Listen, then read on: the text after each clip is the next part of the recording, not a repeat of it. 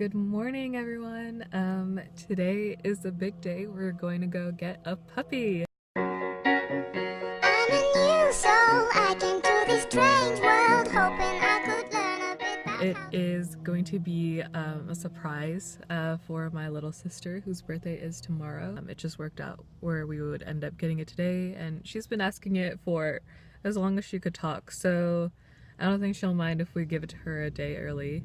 Hopefully everything works out well. It's our first time ever getting a dog, and we've just been having to do everything in secret, so hopefully it works out. You know, it's been hard like trying to hide it from my sister, but she's kind of easy to deceive, so hopefully she'll love it, and hopefully everything will work out well. An old towel just in case he gets car sick, and I have some puppy pads here just to put in between the towel, so to avoid getting anything on my jeans.